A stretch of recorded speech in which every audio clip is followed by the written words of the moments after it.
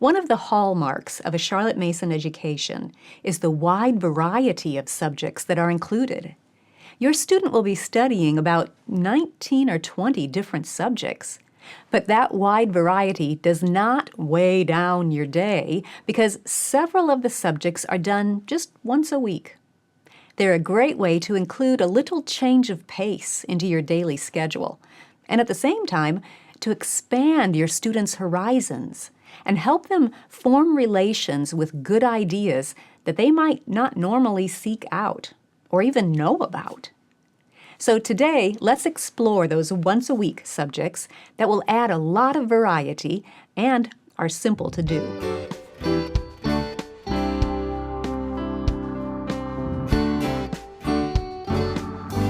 Welcome to the Simply Charlotte Mason podcast. I'm Sonia Schaefer.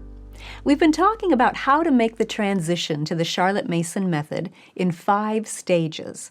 Last time we talked about stage 1, the basics. Today, we're moving on to stage 2, once a week.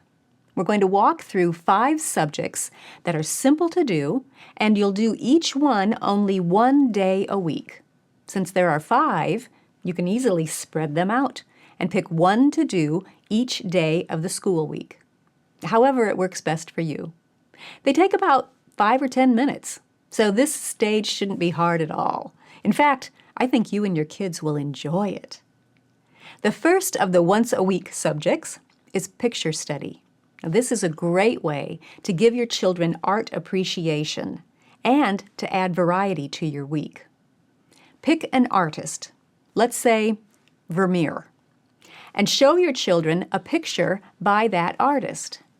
Have them look at the picture until they've got it in their mind's eye. If they close their eyes, they can see all the details in their imaginations. When they're ready, hide the picture and have them describe it to you.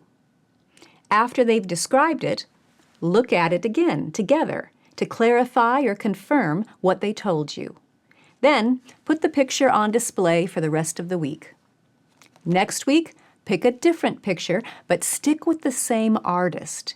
You're going to stay with Vermeer, or whatever artist you choose, for 12 weeks. So choose a different picture by the same artist and repeat the process. Look at it, hide it and describe it, look again, and then put it on display for the rest of the week. After you've gone through about 6 or 8 of that artist's pictures, your children are going to have a really good feel for that selected artist's style. And sometime during those 12 weeks, you can read a living biography of that artist and have your students narrate it. Now, you already know about living books and narration because you've been doing that in stage 1. So that's picture study. It's not hard to do. It takes about 5 minutes, maybe 10 minutes, once a week. The second subject is pretty similar to picture study. It's music study. Again, pick one composer and linger with that composer for 12 weeks. Play that composer's music informally in the background throughout the week. And simply say the composer's name, like, "Hey kids, let's listen to Bach." And then start playing Bach's music. You can play the music during lunch or while the children are cleaning up or getting ready for bed. And then once a week, gather together and have a focused time of listening to that composer's music. Choose one of his pieces and listen to it carefully. You can give the children silk scarves and let them move the way the music makes them want to move, or let them draw what the music sounds like to them. If the music makes them want to create a story, you could do that. Or you could say, "Listen for the loud parts and the soft parts," or "Listen for one specific musical instrument." Any of those ideas will help them do focused listening once a week. Then, just like picture study, sometime during those 12 weeks, read a living biography about that composer and have your students narrate it. Those are foundational methods that you will see over and over again because they work. On another day of the week, do poetry. Now, if you're not really comfortable with poetry, It might be because of the way you were taught poetry in school. If you were taught poetry like I was, it was dissected and pulled to bits. Any joy that you might have had in the words from the poet was sucked out of them by all of that analyzing. That's not how Charlotte Mason taught poetry. She wanted us to enjoy the poet's use of words. So pick one poet and linger with that poet for the whole year if you want to. Once a week, simply read a poem by that poet and enjoy it with your children. If the poem lends itself well to illustrating, you could have the children illustrate it. Or you could have them act it out if the poem lends itself to that approach. And if you want to, you can assign some poetry for the children to memorize. I would recommend you schedule a second day of the week for them to work on memorizing and reciting their selected poems. But mainly all you need to do is read a poem once a week and enjoy it together. Now let me give you a tip.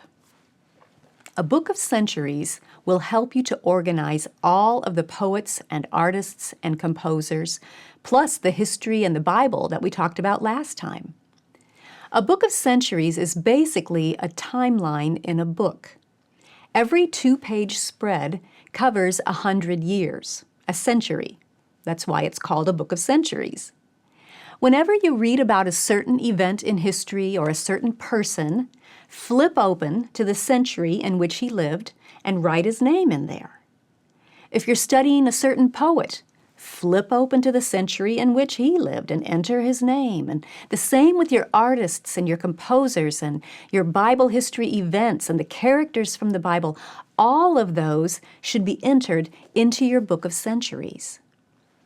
Now, as the students enter new people into that book of centuries, they're seeing all of the other entries that they've already made, and they start to form connections. Oh, so-and-so lived at the same time as so-and-so. I didn't know that. And when the student makes that connection for himself, that's when it sticks. You can download a free basic book of centuries from our website that has the timeline across the top and blank pages. I recommend that you start with a family book of centuries, especially with younger students, so you can show them how it works.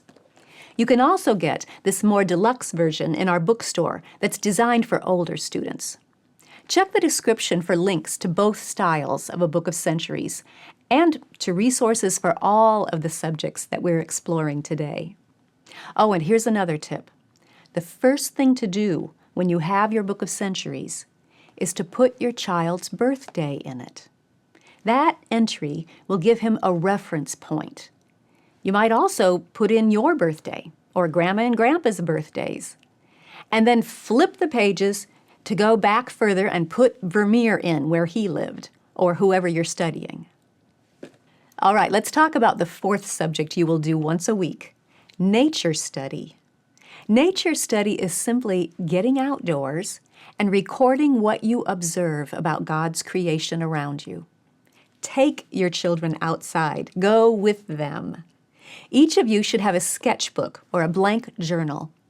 As you observe different things, write down those observations or draw pictures of them. Your nature notebook should be a reflection of your own personality, so don't grade them. Don't put pressure on the kids that their notebooks have to look a certain way. Just guide them in forming relations with nature outdoors. The nature notebook is simply a reflection, a record of those observations.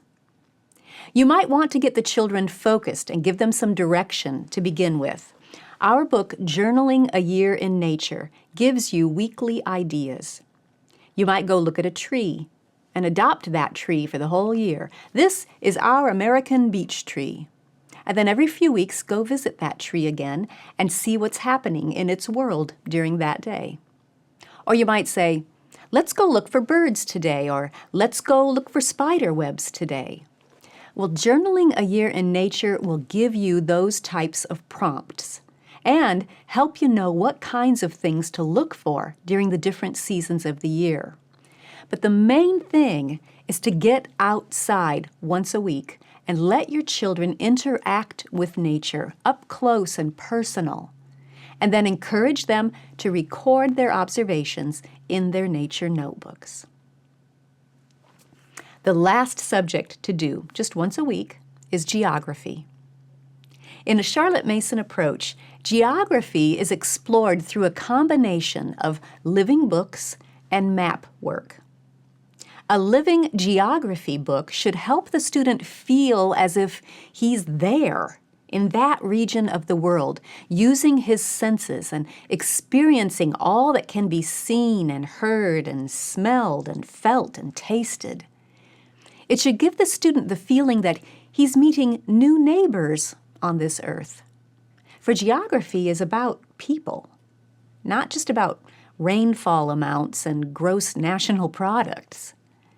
Geography is much more than statistics, and living geography books convey that idea well.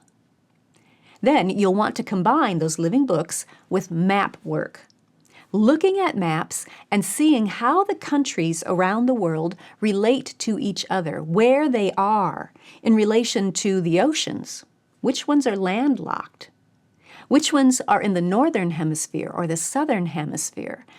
Map work is an important part of geography, but it must be combined with the living books to get the full impact. So once a week, read and narrate from a living geography book and do a short map study. Then you can also tuck geography into your other once-a-week subjects very naturally. For example, as you read a living biography about your selected artist or composer or poet, watch for any mention of the places where they lived. Maybe your artist lived in France. Then go find France on a globe or on a map. If you read that your poet lived in Illinois, go find Illinois on the map. Finding those locations as you read the books together is another great way to make geography come alive to your children. So your assignment for Stage 2 is 5 subjects: picture study, music study, poetry, nature study, and geography. But you're only doing one each day of the week, and it's only going to take about 5 or 10 minutes most days. So maybe you'll do picture study every Monday. That's great. And you'll do the focused listening of your music study on Tuesday. But you'll play it during lunch on the other days too, and that's fine. You could read your poem on Wednesday and go outside for nature study on Thursday. You see how this works? Just assign one subject to each day of the week. And if you want to, you can ease into this stage in smaller steps. Maybe you want to get only picture study up and running first.